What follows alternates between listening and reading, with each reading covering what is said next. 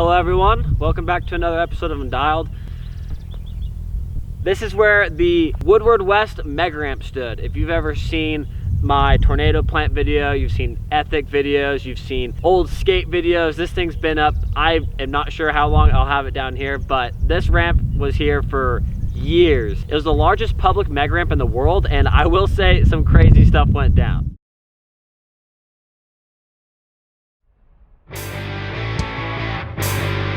Been wanting to do a mega ramp facility here at Woodward for years, just kind of giving the guys a place to be able to take mega ramp skating to the next level, and we got a mega ramp now at Woodward West, so this is like the grand opening media day. You know, Danny Way's here, Bob Burnquist, Lincoln Ueda, Anthony Napolitan, Morgan Wade, Andy Buckworth, Adam Taylor, Elliott Sloan, so wide array of athletes here today.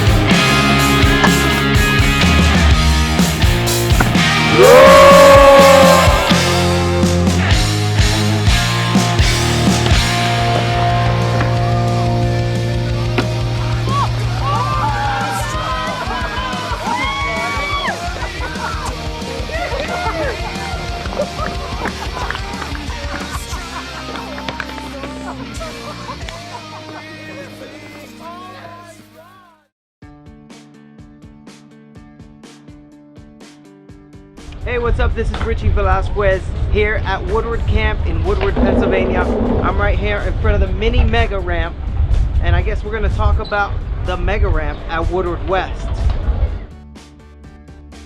2002, my wife Pam Velasquez, who is the general manager here, moved out to Woodward West, and we ran Woodward West for, I don't know, 16 years. We were there from 2002 all the way till 2016, 14 years actually. Gary Ream sent us out in order to start Woodward West. So Woodward West was actually started by the camp, of course.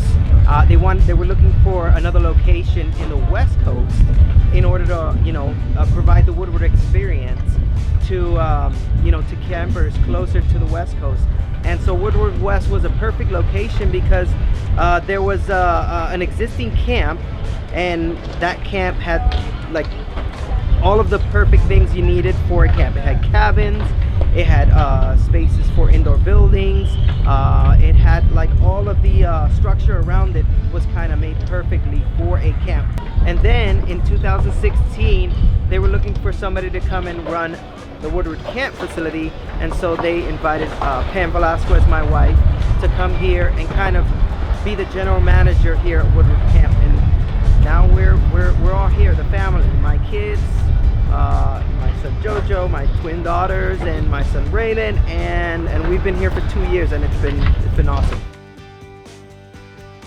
So the idea for Mega Ramp came about when Danny Way was looking for a certain area to practice something. He was like a secret trick for the X Games. It was just like a double backflip, basically. Like he wanted to be the first skateboarder to land a double backflip on a Mega Ramp at the X Games.